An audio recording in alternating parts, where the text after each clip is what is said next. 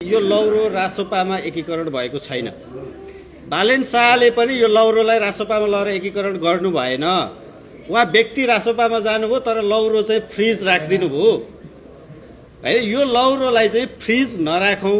यहाँबाट अघिल्लो निर्वाचनमा पनि 350 भन्दा बढी उम्मेदवारको रूपमा अगाडि आउनुभएको छ भने यसपालि पनि किन फ्रिज राख्ने? यहाँ आज तपाईँले देख्नुभयो 200 जना भन्दा बढी उम्मेदवारहरू त आज यो कार्यक्रममा सहभागी हुनुभएको छ। उहाँहरू लौरोबाटै प्रत्यक्ष रूपमा चुनाव लड्न चाहिरहनु भएको छ भनेदेखि यो लौरोलाई फ्रिज नगरिदिनुहोस्।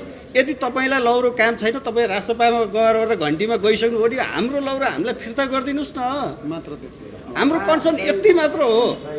यो बाहेक हाम्रो अरू केही पनि कन्सर्न छैन। प्लिज त्यो लौरोलाई फ्रिज कसैले पनि नगरिदिनु होला। यो लौरोलाई सबैभन्दा ठुलो चाहिँ गल्ती चाहिँ यो लौरोका पार्टीका अध्यक्ष अनन्तराज घिमिरे र प्रवक्ता रोहन कार्कीले गरिसक्नुभयो। यो लौरो लहर बिचमा उहाँहरूले कहाँ लगेर फालिदिनु भयो अथवा के गर्नुभयो? त्यो लौरो बालेन शाहको केही पृष्ठभूमिमा हामीले न्युजहरू हेऱ्यौँ। उहाँले लौरोबाटै उठ्ने भनेर रासोपासँग केही कुराकानी अगाडि बढाउनु भयो।